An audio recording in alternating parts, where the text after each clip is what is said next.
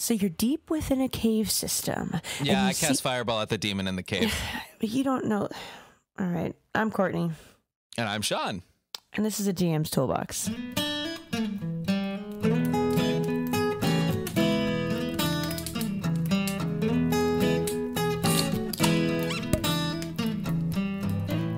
Well, hello there, and welcome back to yet another episode of a GM's Toolbox. I'm Kourtney, she's they.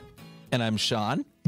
They, them. And we're going to talk about metagaming and kind of all of like definition of it, when it's good, when it's bad, when it's ugly.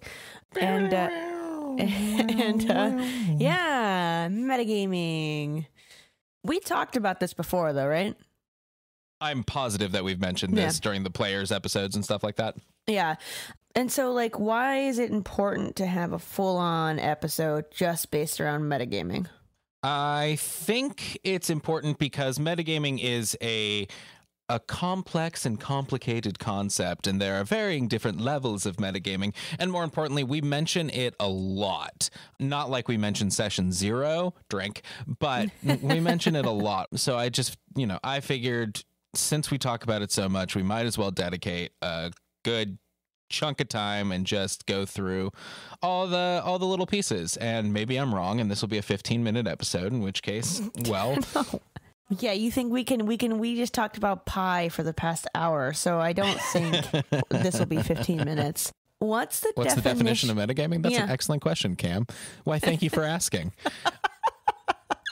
Metagaming is when a player uses real life player knowledge outside of the game knowledge about where the game is, about what's going on in the game to determine what to benefit themselves, to figure out what their character is going to do next. Yeah. And this is important, and we'll get into why later, but when their character would not have that same knowledge or awareness, using knowledge that the player has that the character does not. Yeah, is metagaming. It's pulling yourself out of character and whatnot. Yeah. And then some examples of metagaming, I guess like a direct metagame is you're in combat, you're fighting this creature, and you as a player know, and this is the example that we use in prior episodes, you're fighting a cockatrice and you know that this cockatrice can petrify you, so therefore you avert your gaze. But maybe you as a player have never read about or encountered a cockatrice. So how would you as a player, as your character would know this information? That's metagaming. You as a player are using your player knowledge, your human knowledge to benefit your character. Is that bad? Is that bad? It depends. I will take a strong stance, a very strong stance, and say it depends. That's super strong. It's not on the fence at all. There are times when it is very definitely. There are times when it is detrimental to the enjoyment of the other players at the table and to the flow of the game to use out of character knowledge. It's akin to cheating. I wouldn't say it's quite the same as cheating, but whatever. That's a whole different path line. But it is akin to cheating, and it does take away the enjoyment from other people at the table. There are times when that is true. There are times when metagaming does not take that, and there are times when metagaming is a useful tactic, and that's we can go into that, but like players discussing little things, that's fine. I like, honestly, or like, hey, my character's really hurt right now, when someone's trying to figure out what to do. If the cleric's like, I could attack or I could heal, does anyone need healing? My character's really hurt right now. That's metagaming. They're using out of character knowledge. But if they were in the game, their character would be able to look over at that other, the cleric could look over at the bard and be like, oh shit, you're really fucked up. Here, have some healing. Yeah, Here, absolutely. Have some healing. or like the barbarian's taken 50 fucking hits, but the barbarian's still at like, you know, 3/4 of their health because they're resistant to everything because they happen to take that path. And it's like, yeah, they're okay, sure, they've taken a bunch of hits, which sounds like, you know, and then the cleric's like, oh, I could heal the barbarian, and the barbarian's like, dude, I don't need that shit. And the cleric in the game could look over, and, you know, the character could look over and see. That's still metagaming, but it's not breaking the confines of the game. There's a difference between planning and strategy and cheating. Yes, yes, and that's absolutely why we are having this episode, because there's so much to metagaming, and there are so many opinions around it as well. Just like railroading, there are so many opinions about what metagaming is and where GMs draw the line in metagaming. For me, I do not care if you're chatting about who's hurt and who's not hurt and who needs heals while you're in combat. The thing that I often will remind my players is that you have 6 seconds of time. So don't tell them a paragraph. Just say that you're hurt or you're not hurt. That is not necessarily for metagame purposes, but for flow of the combat. I don't want y'all to be talking about your woes and paragraph upon paragraph of how you're hurt. Just fucking say, I'm bleeding, and then deal with it, you know? Like, because I'm always like, one of the big things for me is trying to keep combat flowing, because it's all about like hitting and slashing, and I want to keep that going. And if you're pausing to then, okay, well then I'm going to roll my 2d4 plus 2 for this healing potion, and then I'm like, it's boring. It's boring. But that's just me. What are some other examples of metagaming that are kind of middling? Middling examples of metagaming, I think, are frequently come up in non-combat situations. Yeah. And it's a sticky, thin, I mean, it's a hard line to follow, because it's such a fine one between what is character strategizing and what is player metagaming. Yeah. Because like, if using an example, in last week in our in the quiet season, one of the characters got kidnapped, or I guess that happened 2 weeks ago, but one of them had been kidnapped. None of the other characters were aware that said had been kidnapped, and so things were happening and whatnot, and because of the nature of that interaction, it didn't matter. But it would have come down to the question of, you know, it could have come down to the question, if said had remained abducted, what to do with a problem like Mased, and how do you mount a rescue mission when you don't know someone has been abducted. But of course, the rest of the players are going to have to, if he was remaining abducted, the rest of the players are going to have to mount a rescue expedition, because otherwise that character is just going to disappear and die, and that's no fun for anyone. That's a really great example of like what if that happened and remained abducted? What would the players do? And I'm trying to think of what Ziggy would do. I think he would eventually notice. Like, yeah, eventually the characters would notice, which means that they would be gone further. Like, the whole thing would have been gone further.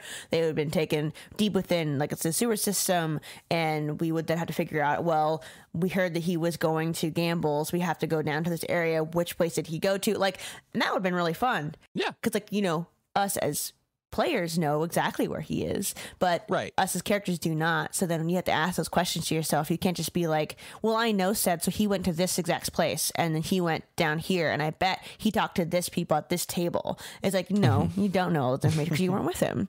Like, so and you guys would have done metagaming because you guys would have known he was abducted, and so you guys would have tried to find a way for your characters to finding a path that makes the most sense. That's not necessarily metagaming, but to naturally get to that conclusion that we need to find our friend.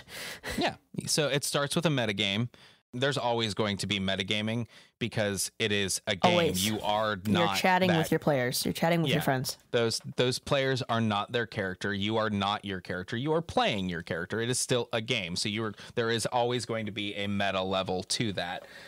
But sometimes you can use metagaming to further immersion, which is what it would have been if said had remained abducted. You guys would have used metagaming to put your characters on the path to go find that person. And I guarantee that, you would have noticed that the characters would have noticed he was missing, but you guys would have gone much quicker to the something's wrong than your characters would have. And that's fine because it's a fucking game. And that's what's fun about it, is going on that, saying, okay, so for 2 or 3 days, my character just twiddles their thumbs is boring. No one wants to do that. You want to get to the fucking rescue mission. Yeah. And that's the game. And that's fine. That's fun. That's how it's played. So a little meta game but finding there's like almost like finding that balance of understanding where you need to go, but like logically how you want to get there without metagaming so much.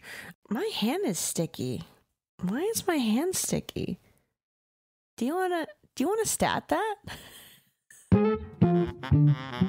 Stat that. Stat that. So we started a very, very, very, specific Thomas the Tank Engine last episode. This time we're going back into Evil Thomas. This time we're going back into the kind of weird, vague section with why is my hand sticky?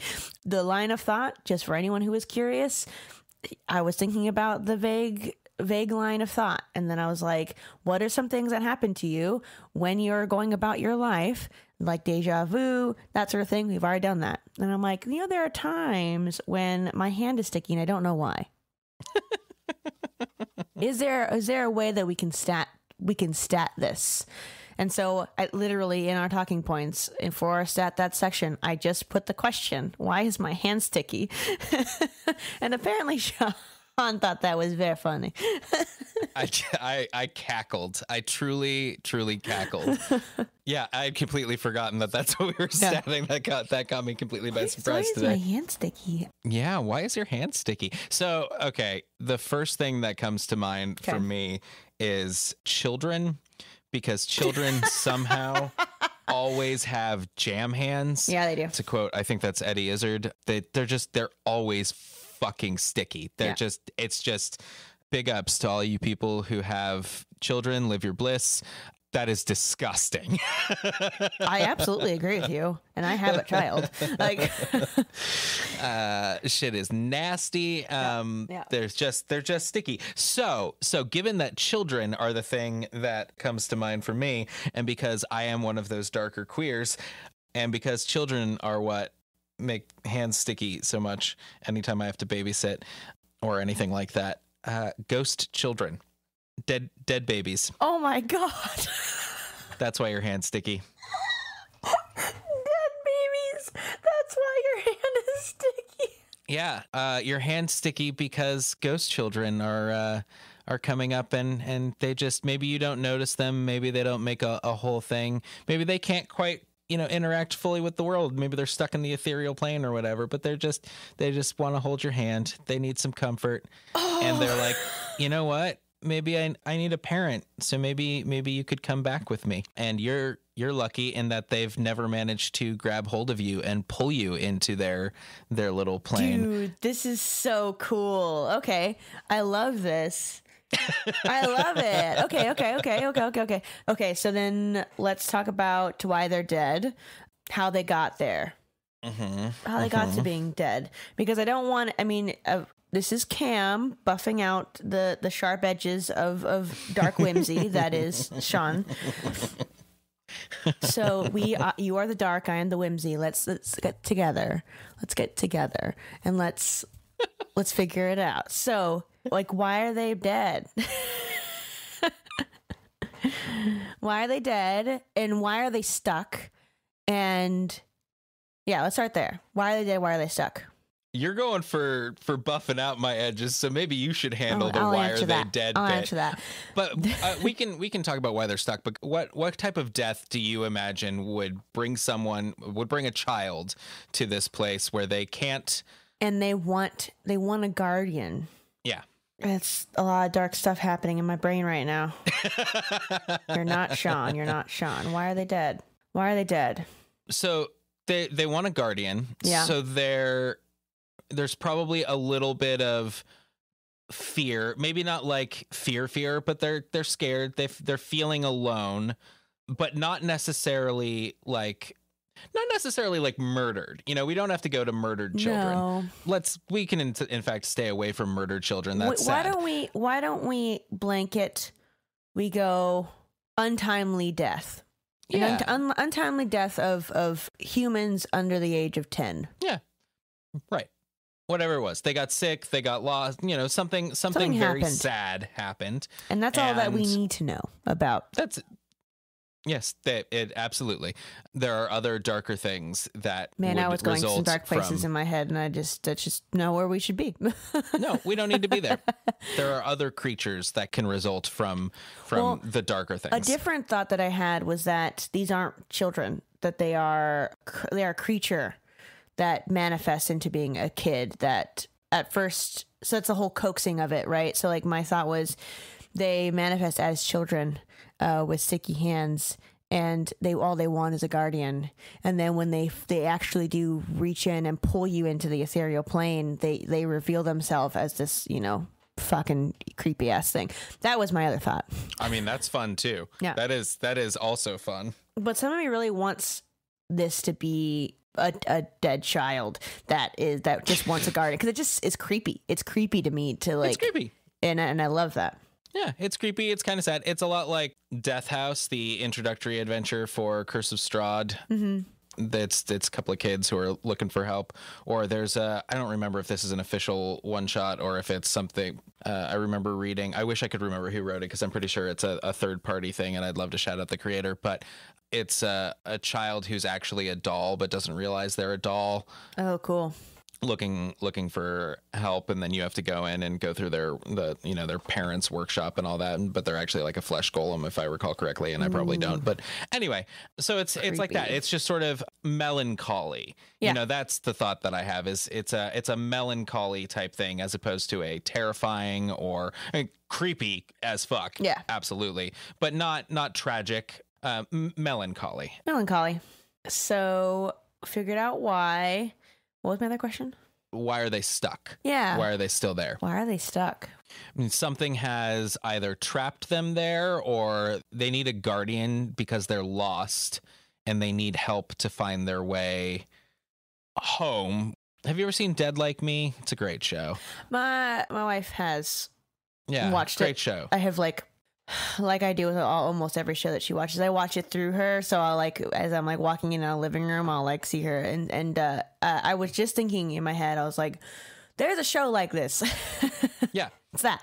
Yeah. So Dead Like Me. Okay. So in this now we're thinking quest line, but they maybe they're in this abandoned house, and their hand starts to get sticky. They don't know why. And then they feel like a tug, and make a wisdom saving throw. And then if you fail, you get pulled in, and then you see this child and you can hear it. But if you don't get pulled in, you feel this tug, and almost as if maybe word vomit wise, you can see your hand almost disappear, but then you pull it back.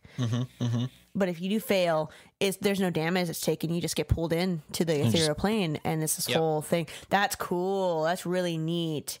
So then this is more. I mean, what can this child do then? If we're from a stat point of view. Sure. Pull someone into the ethereal plane. Is that an action? Yeah, I think so. Probably an action to pull them into the ethereal plane. Yeah. Would it be one action to just grab and pull? Yeah. 5 feet. 5 feet reach, grab and pull. I think so.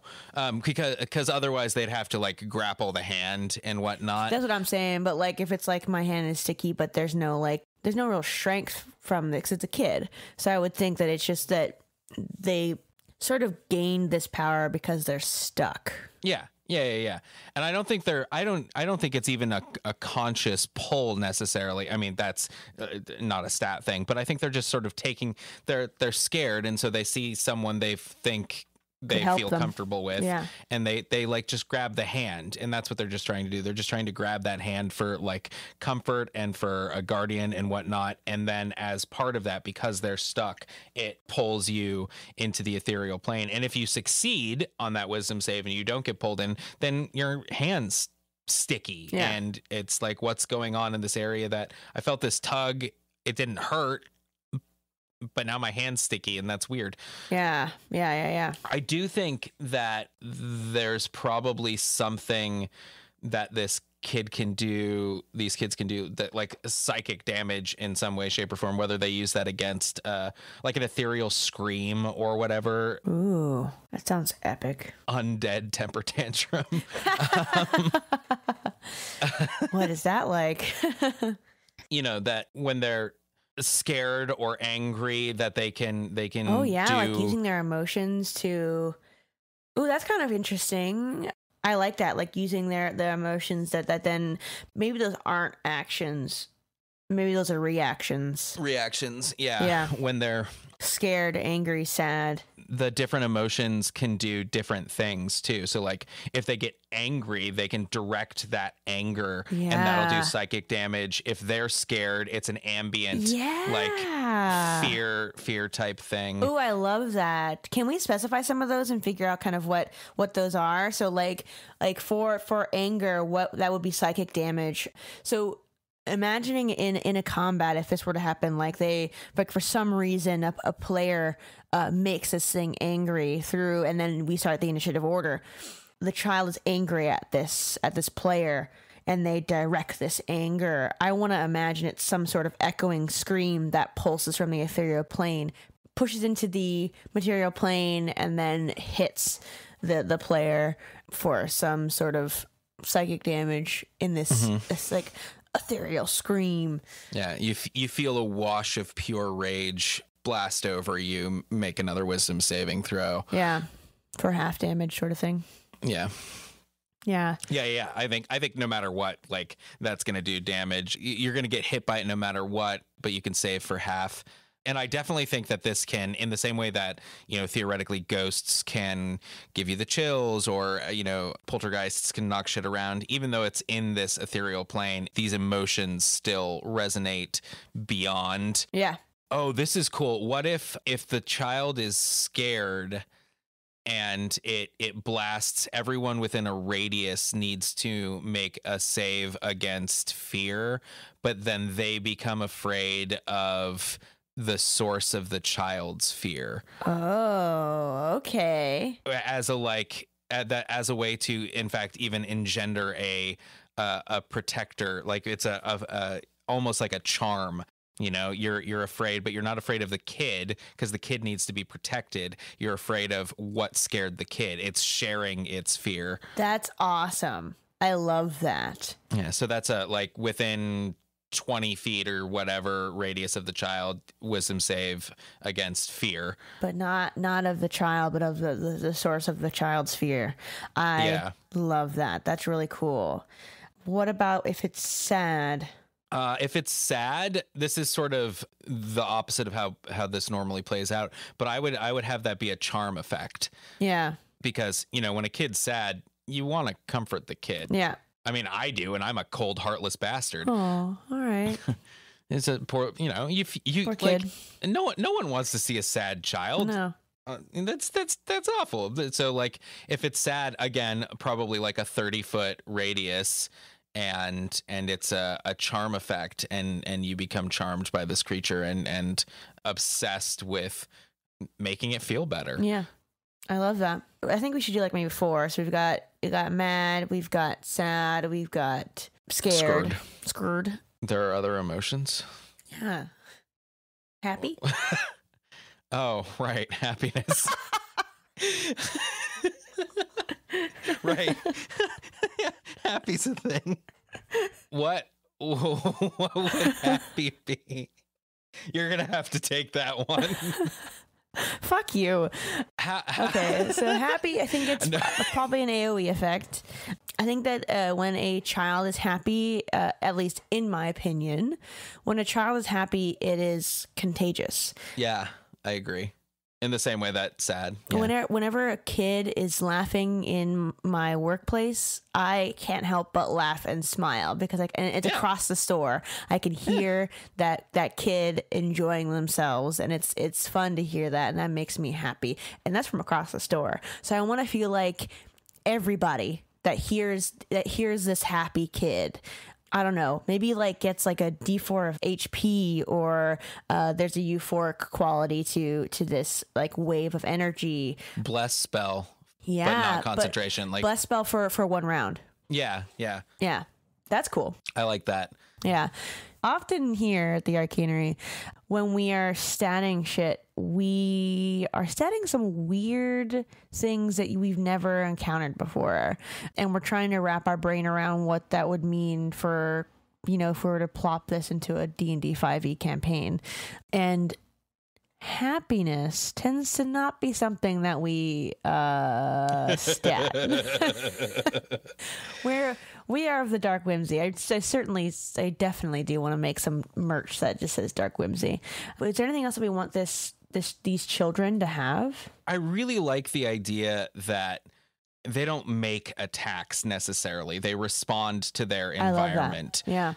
That's a very different combat. Yeah. Or a very different combat. Encounter. Yeah. Their major action is pulling people into the ethereal plane to be able to interact with them. Tell them their story. Yeah, I think that, you know, they'll be, I mean, if they're in the ethereal plane, they can't be hit unless you're in the ethereal plane. But I think that they're, you know, resistant to non-magical damage and all of that jazz. And they're probably actually pretty hard to hit. I think that's a great way to, because I mean, like, for me as a player, right, I would react to there being something here to it being invisible, not necessarily in a different plane. And so right. I'd react to if it were trying to attack me, or if I were to get scared, I would swing my sword. I would send an Eldritch Blast in the general direction of where that happened, and that would either make the kid scared or whatever. And like the idea of making this kid scared, having the reaction of everyone in the area make a wisdom saving throw, and then having the players be scared of me, that is so different encounter to anything I've ever experienced. And that is so fucking cool. And that's such a great storyline. Like, that's such a cool idea of like, this is such a cool quest. It just sounds like a really interesting, this kid needs saving. It's not that this kid needs to be destroyed. And to willingly fail a save to get pulled in, because like, I don't think that this kid can talk to you otherwise. I think you need to be pulled in, and you need to hear this kid's story in order to figure out how to get them. Yeah, like the way people talk about real world hauntings and whatnot. They talk about it as being like intense emotions and stuff like that. And so that's what the players would have, what their characters would have, with all of these. They're feeling all these intense emotions, but they don't have any. There's no like visible anything. There's the only tactile thing is that sticky hand and stuff like that. So I think it'd be a really interesting encounter. It'll probably show up in the Kita, because it doesn't really seem like a quiet season type thing. But, you know, in the Kita, which is a desert campaign that's all about time and memory and loss, they'll probably show up. Awesome. Spoiler alert, but who knows when. You have sicked upon me so many of our things that we've created. And whenever it happens, I'm always so excited. Like, because at first, I'll think, this is actually pretty cool sounding. I wonder what's going to happen. Oh my God, we did this. So that's great. Well, awesome. Kind of fucking love that we created this out of, why is my hand sticky? Speaking of out of combat encounters, what's metagaming out of combat? We talked about this before we went to Ghost Children a little bit with the said thing. But what are some other out of combat metagaming things that either you've come up against or seen in your own games? There's strategy in situations where, like, you know, metagaming as in like, you don't know where everyone is, but you're just chatting about strategy. I mean, and in that case, personally, I don't really care about that metagaming. That's whatever. You guys are going to eventually talk about strategy no matter what. Right. Your characters are in 2 different locations or 3 different locations, but all the players are still discussing strategy. Yeah. Definitely metagaming, but also at the same time, you're going to talk about it eventually. You can say that you did this yesterday when you all were together, you know? Like, that doesn't matter to me. What does matter to me is if you are, maybe you're in a haunted house. I guess I'm in haunted house brain, but you're in like a haunted house and someone's in a different room and they're dealing with something, and then you're in a different room dealing with something, but you know that maybe that person was dropped. You don't technically know that. Like, and that's right. But that's like out of combat. You as a player know that your friend just was downed. Now you got to think of a way to logically get there without metagaming. Yeah. You can't just go rushing into that room. I mean, if your DM lets you, you can. But Sure. like your character would not just go rushing into that Does room. not make sense. Because your character doesn't know that their buddy just, walked into a pit trap in a haunted house and is now bleeding out while the uncles from Casper mock them. I don't know. Solid. But yeah, that's strategizing, but it's strategizing in a way that your character absolutely wouldn't know. And I think that is a pretty good, as far as out of combat metagaming goes, that's a pretty good line, I think, to sort of keep in your mind, is that if it's something that is happening immediately, like if it is reacting to an immediate situation and your character wouldn't know it, that's I mean, obviously that's metagaming, but that's metagaming that breaks immersion, that breaks the thing. Like finding an excuse to go save, finding a way to make your character do that, that's fine. If like once you can logic that through for your character, great, you've done that, and that's using metagaming to inform what the character would do in a realistic way, because it is still a game. Mm-hmm. But if you're rushing straight there, that's breaking immersion. If it's not an immediate thing, if you're not reacting to something that is immediately happening, and you and your fellow players are metagaming, you're strategizing, you yourself are thinking about things, then that I personally have no problem with that. Some DMs might, and that's their table, their choice. Mm-hmm. Have a conversation with your GM about, like, if you're a GM and that bothers you, have a conversation with your players about communication that when is it happens. key. Yeah. And then let them respond to that and realize that preventing people from doing things like that may affect their ability to enjoy the game, and you guys need to find a compromise. Mm-hmm. But for me personally, if you're strategizing and you're not reacting to something immediately happening, truly don't care. Just like, in the midst of combat, I don't really care if you're like, ow, I'm really hurt, I need some healing, and stuff like that. I don't care. I'd like to minimize combat strategizing, like you said earlier, less for the metagaming and more for the flow. Yeah. Yeah. But it's all fine. But it's the difference between reacting to something immediately happening and reacting to something more vague or something broader. Yeah. What's the difference between metagaming and retroactive actions? Well, crickets. Yeah, I wrote this question really to ask you because I was thinking about, well, I mean, like, because you're the co-host, but but really to get your opinion, because I think that this is such an interesting, because like, to bring up an example, this is why I brought it up. We have our heist mechanic in the Quiet Season, mm-hmm. where you yoinked that from somewhere, right? Blades in the Dark, or the Forged in the Dark system, but specifically Blades in the Dark. Which, I mean, and the players, we all fucking love it. So just to give a quick, to those who don't know about this mechanic, is basically you get these points and you can use them to I want to say to use in a metagame.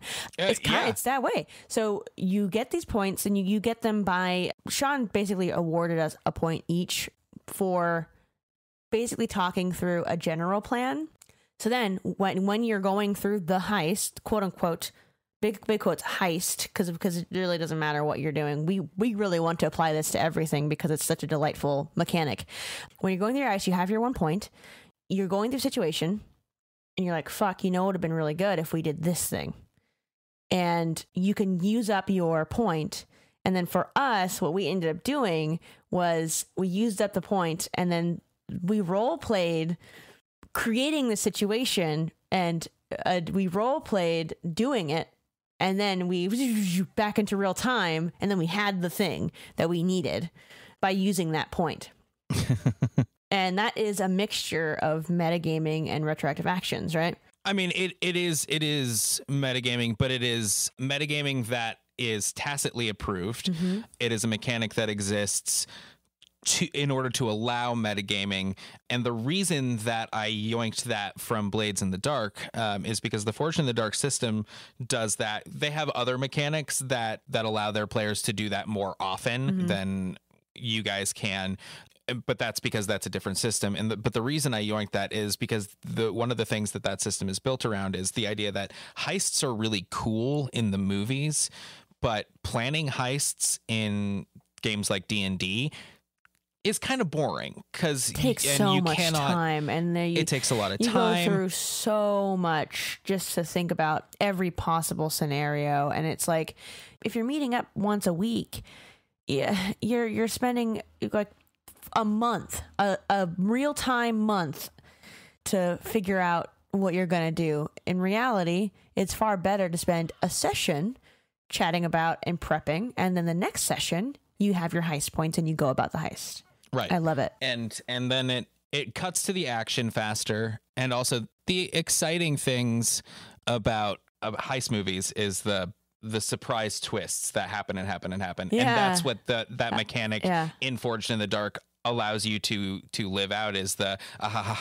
but no, because I actually have this. And that's what that whole system is built around. And I was like, what bits of that can I pull that still make sense in the context, which goes back to our number one rule, steal everything. And so it's a mechanic that I borrowed, and I think it works really well. And it is still metagaming, but it is tacitly approved metagaming. And the difference is, when you use that token to go to metagame, you don't get to just in our game, you don't just say, oh, it's this. We go back in time and we role play that interaction. We figure out, I mean, sometimes it's like, oh, I happen to have this in my bag, but usually the way it's worked in our game so far is we zip back in time and we role play that interaction to make sense of how that is true in the present. And that's different than retroactive actions in a metagaming. Retroactive actions. The example that pops into my brain is actually from from the Dead Alewives Dungeons and Dragons skit. There's a point where I think it's ogres, the Galstaff, the Sorcerer of Light, and the other guy, I don't even remember if he has a name, but the DM's like, you're surrounded by ogres, like you become surrounded by ogres, and the one character says, how can they surround us when I had Mordenkainen's magical watchdog and cast? And the DM's like, you didn't have it cast. And the guy's like, I totally did. You asked blah blah blah blah blah, do I want equipment? And I said no, but I want the material components for my spells, so I cast Mordenkainen's faithful watchdog. And the GM's like, but you never actually cast it. And so that's a really long way to go around saying that, like, that's a retroactive action that if the player, I mean, it's a comedy skit, but if the player hadn't actually cast that and is suddenly like, but wait, no, I cast that, that's a metagame reaction in order to get around something that is happening, which is not fun and not fair. I mean, you as a player, that person as a player clearly thought that being suddenly surrounded by 7 ogres was unfair, which, granted, if they're level 1 characters, which is what it seems like, and they were surrounded by 7 ogres, that's kind of a rocks fall situation. But if it's a combat, but regardless, like, that's the type of metagaming retroactive action that I think is not super cool, like just deciding after the fact that you did something because it's going to put you in a better place now. That's kind of not great. Whereas the mechanic is allowing that specifically, and you still have to justify it. That's another difference, is when you use these tokens, you have to justify to me why you have this. You're welcome to do it, but you have to come up with the justification for it. And I don't really care what the justification why and the how, which is delightful. It's such a great mechanic, and it allows for retroactive actions, but justifying them instead of saying, no, I did the thing. No, let's talk about how. I'm also perfectly willing, a lot of times this will come up in games where I as a player, or I will have a player ask, would I have this thing still, or would I have this on me? Because I as a player am not sure that, I am a metagaming as a player that I know that this thing would help if I have it, but I don't know if my character would have it. And a lot of the time I'll be like, well, what do you honestly think? Do you think your character would have it? And most of the time the players will give me, I feel, an honest answer as to whether or not their character would have it. And so I let that fly, whatever it is. And sometimes I'll be like, that's really iffy, but I'll let you roll a luck check. Yeah, luck checks. Something I stole from Brennan Lee Mulligan. Can I roll a luck check right now to see if we go into our smell-o-vision segment? Yeah, go ahead. Oh, look, nat 20. Actually, it was a 12. It's still over 10. Smell-o-vision, smell-o-vision, smell-o-vision, smell-o-vision.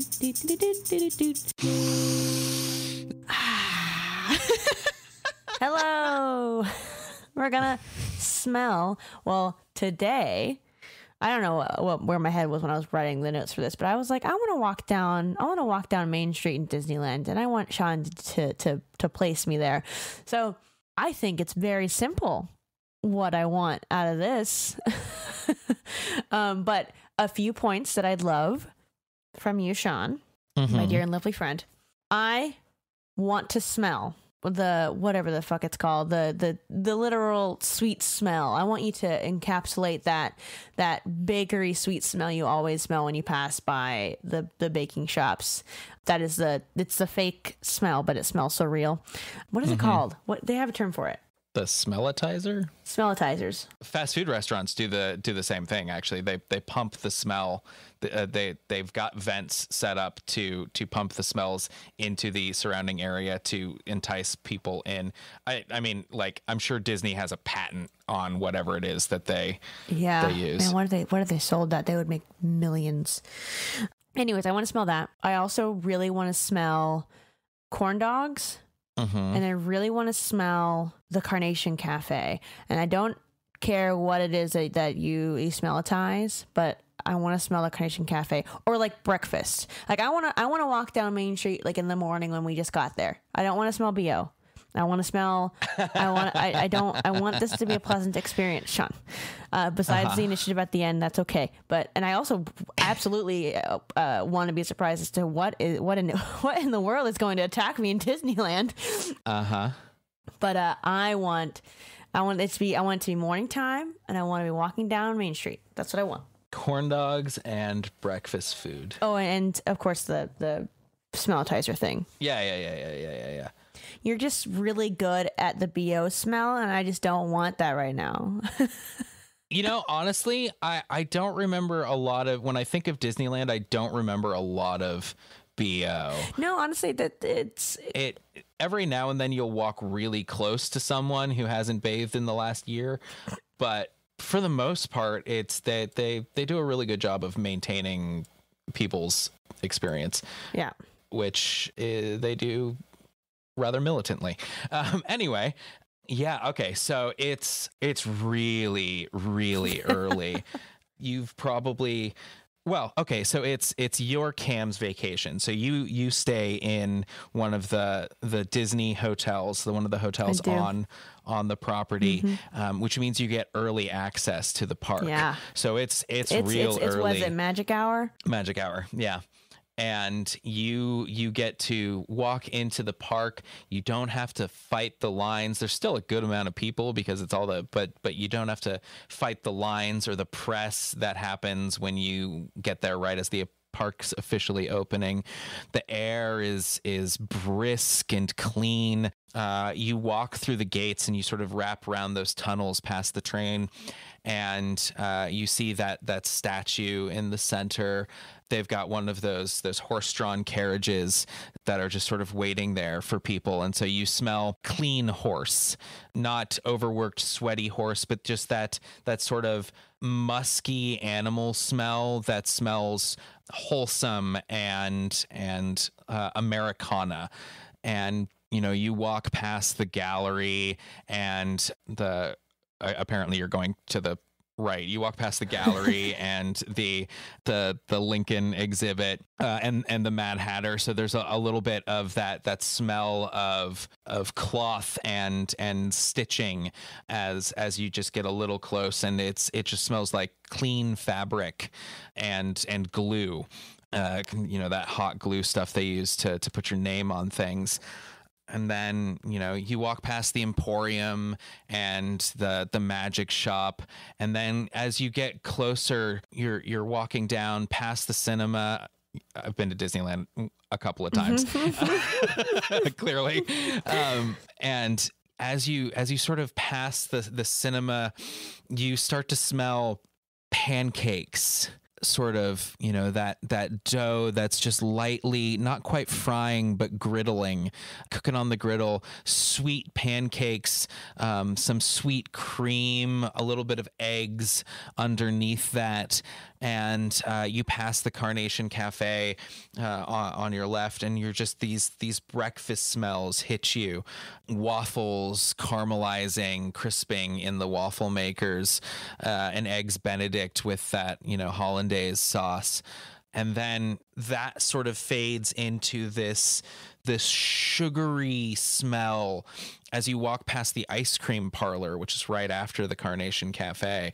And you get this, it's ice cream, which you think of as a cold treat, but the smell is warm. It's this cream and sugar, but it is a warm smell as it hits your nose.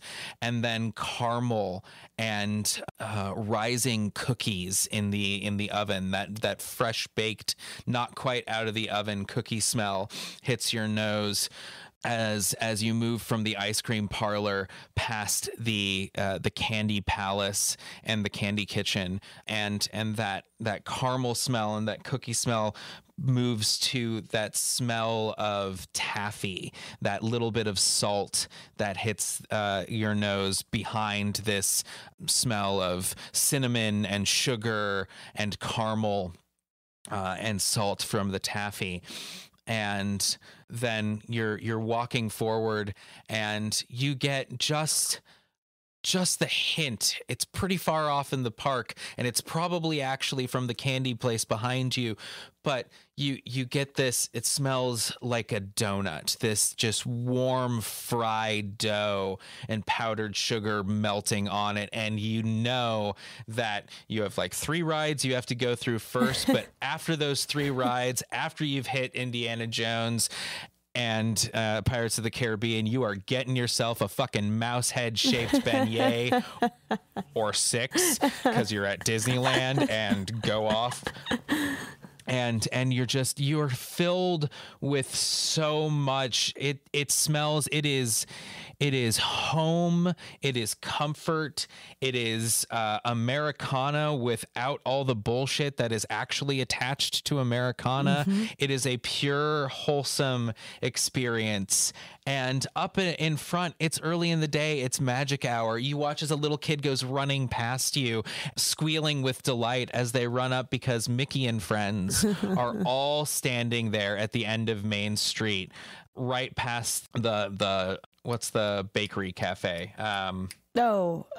Jolly Holiday. Yeah. Right past the Jolly.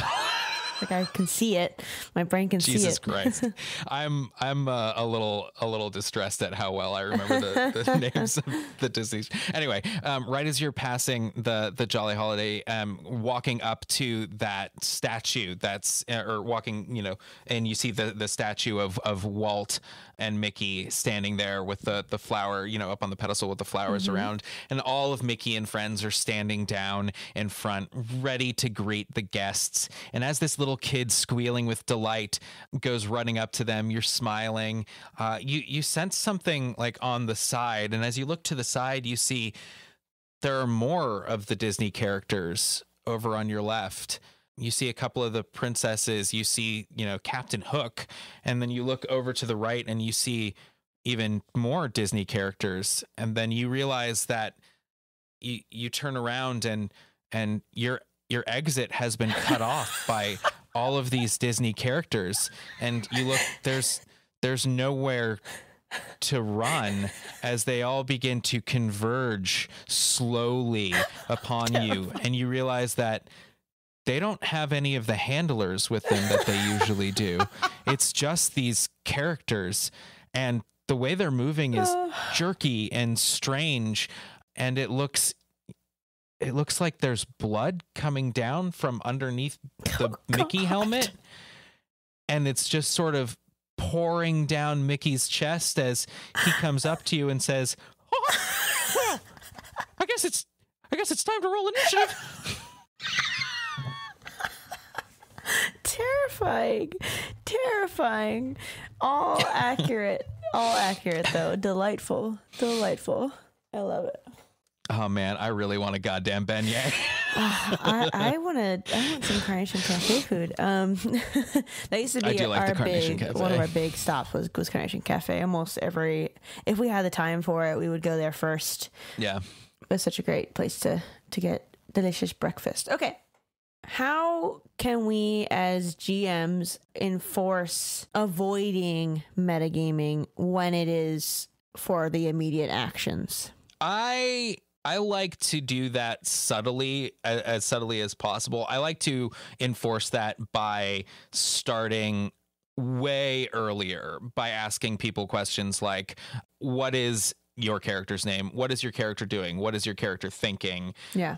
I find that if I keep iterating that over and over and over again, if I approach interactions like that, not what, are you doing, but specifically what is your character doing, that just automatically gets people in the mindset of that. And it allows them to see where they are. I think that's one thing as well. If you're constantly reminding them or asking them these questions, then they have a better understanding of where they're at.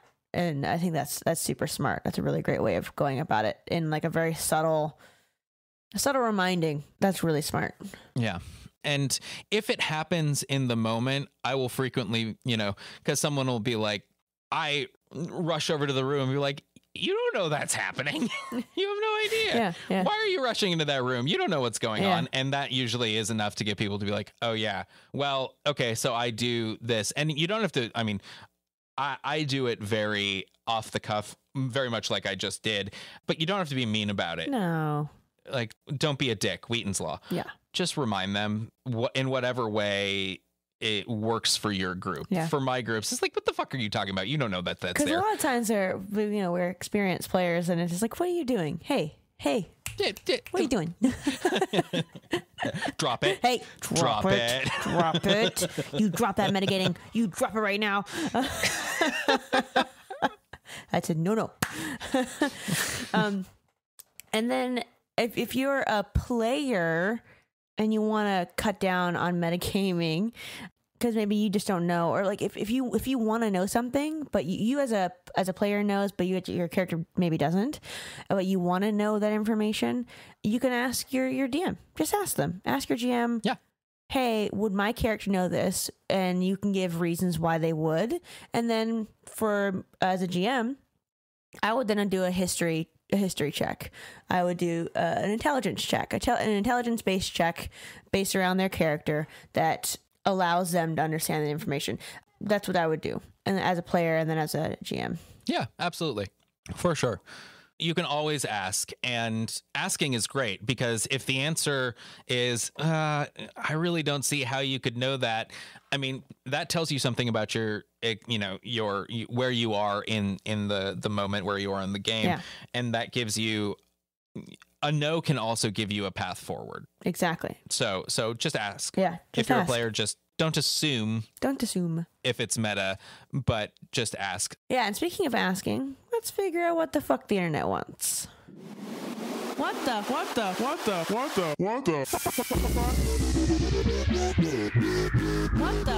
does the internet want?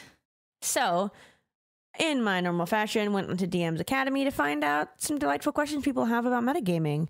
And I found this one, and it is sort of reiterating what we've said during this episode, but I think it's a really great question. Is it metagaming to avert your eyes from Medusa if you don't know about her? And there is no there's this quote from this person that pulled from either the DM's book or the PHB. Unless surprised, a creature can avert its eyes to avoid the saving throw at... Oh, I guess it's from the stat block. Unless surprised, a creature can avert its eyes to avoid the saving throw at the start of its turn. But if you don't know about Medusas, everybody knows. Everybody knows that if you look into the eyes of Medusa, you get petrified. Everybody knows that. Everybody, as in every human on this planet. Maybe there are some people on this planet that don't know that. But for the most part, people who are playing D&D certainly know about Medusa and her woes, her ways. So is it metagaming to then get put against Medusa and know about this, but your character might not know about it? Yeah, of course. That's metagaming. That is for sure metagaming. Short answer, yes. Absolutely. If we were to just say yes, move on, that's it. You got it. Yes, it's metagaming. Now, for me, right, whenever I have a petrifying effect happening in my game, I put warning signs out for my players to stumble upon, because petrifying fucking sucks. It's also great. It's such a cool mechanic, and it means a whole different quest line if somebody gets petrified. But it fucking sucks, because that basically means that character is either dead or is non-existent for X amount of time. So I always put some sort of warning sign that the players can stumble upon, find, read about before fighting whatever it is they're going to fight. Yeah. I won't go so far to say that it's unfair to throw a group against a petrifying creature and then expect them to not metagame or expect them to not be able to avoid that, because it's not fair, but it is akin to an instant kill, so giving the opportunity to avoid it, to find a way in game to avoid that, I think is fair, especially because there are a lot of players in the world who, because they know that Medusa or the cockatrice or whatever can petrify them, you don't want to get your character petrified. No. And so it really sucks to have that knowledge and not be able to act on it. And even if you know that you can't act on it because that's metagaming, I think it is a kind thing to do, to give a player the opportunity to use that metagame knowledge within the context of their character and try. Yeah. Even if it's like, so we've seen all these statues. Is my character, can I figure that, can I put that together with this creature coming? Yeah. Right. Do I put that together? Can I make a roll? Or even like, my character has an intelligence of 20. I think I would fucking put that together. It's like, yeah, you probably would. So I think that is a situation where you are not going to be able to avoid metagaming. Yep. Petrifying is a tough one. Yeah. If you're putting your party up against Medusa, they're gonna metagame. Well, I mean, but the thing is, though, if you're putting your party up against Medusa, that this is a big bad situation. So we know about your player should know about it. There shouldn't be they turn a corner and they find Medusa, they're all petrified, right? That's boring. They know about it. They know about Medusa. That would make no sense to me if they're going through this dungeon and they find Medusa, unless they literally stumbled upon it. In that point in time, they all have to make saves and they're surprised, and now they're going to be pissed off at you. You know what I mean? Yeah.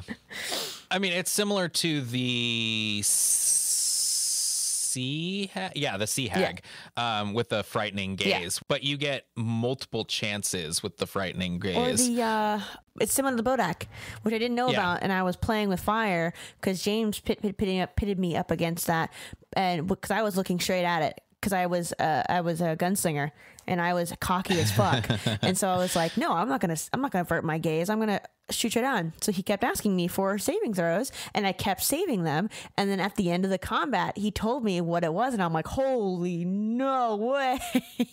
Yeah, I had no idea, and I was playing with fire because that could have dropped me, and then. We were in the Underdark, we were miles away from civilization. We could have, and that would have been an awesome quest line, but that could have dropped me, and had no idea, and I was playing with fire, and it was delightful. Well, awesome, Sean. Why don't you wrap us up? I'll absolutely wrap us up. Metagaming is when a player is using real life knowledge about what is going on in the game to affect and determine what their character is going to do next. Specifically, when that character would have no knowledge about what they are acting on. So it's when you break character and act as the player, not as the character. And that can happen in combat. That can happen out of combat. It's usually around strategy. It is not always a problem. Strategizing, talking about things outside of the game. Remember, it is a game, so that's fine. You want to avoid using out of character knowledge to affect something that is happening immediately around you, like when someone's in another room and needs some help. That's when it sort of crosses the line into unsportsmanlike or starts to break the immersion of the rest of the players at the table, of yourself. Retroactive actions, when they are done without any other context, metagaming in a not great way. A way for you as the GM to keep tabs on or enforce the line of what is negative metagaming and what is not is to remind your players constantly about the fact that they are a character and not a player. I do that by simply asking what their character is going to do. And that's how I keep players from metagaming in the moment as opposed to metagaming in the abstract. And that's metagaming. That's metagaming in the abstract is much better than metagaming in the immediate. And it's when you use out-of-world knowledge to affect the in-world game. And what do you think about metagaming? You can let us know. You can hit us up on all of the socials. We're at The Arcanery everywhere, and you can find us on Patreon. Come find us on Patreon. come do it. And give us your money, where you can find a whole bunch of cool shit. You can hang out with us on Discord. It's a lot of fun. So come say hi. A ton of stuff on there. And that's it for this episode of A GM's Toolbox. If you found this helpful, please leave us a rating on Apple Podcasts, Stitcher, or wherever you get your podcast listening on. Also, check out our website at thearcanery.com, where you can pick up a free 25 NPC PDF. And if you leave us a review, you may be turned into an NPC for our future content creations. We're also on YouTube, where you can listen to us there at The Arcanery. Thanks you so much for listening. Bye. Bye.